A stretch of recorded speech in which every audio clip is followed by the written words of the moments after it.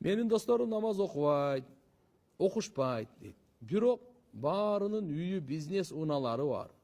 Кээ бирлери чет өлкөдө иштеп буттарына турушкан.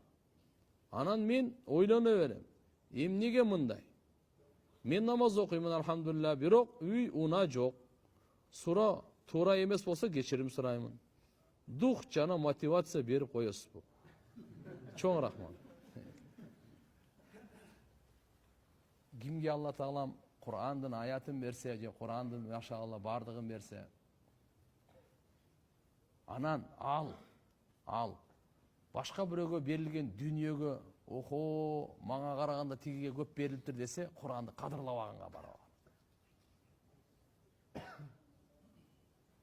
Тугандар, мындай өтө оор окуялар бул. Ал машине, үй, уна деген чепуха. Миллион заводу бар болбойбу? Сиз эгерде алхамдулилля иманды болсоңуз, сиздин бир Кураныңыздын, бир аятынын, бир тамгасына тең келбейт. Бир саждаңызга тең келбейт. Зачем? Алхамдулилля биз башкаларды андай эме кылбайбыз. Бирок башкалардын байлыгы бүткүл дүйнөнүн байлыгы. Бүткүл дүйнөнүн байлыгы. Мен бир субханаллахга жетпейт. Бир алхамдулиллага жетпейт. Бир Аллаху акбарга жетпейт. Бир саждага жетпейт.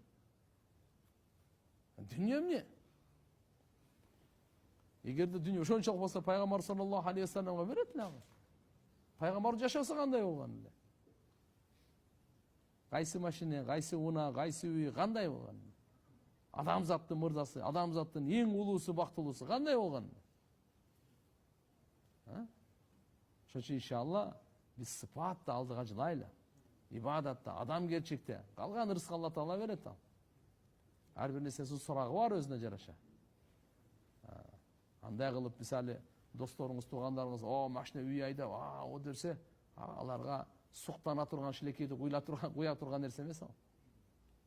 Аларга эгерде динге келип калса, мо жакшы, динге келбесе аларга райымдуулук кылыш керек ага. Таң калбагы, аларга наоборот, кандай болот деп. Аларга боор оруш керек. Динге келүүсүнө.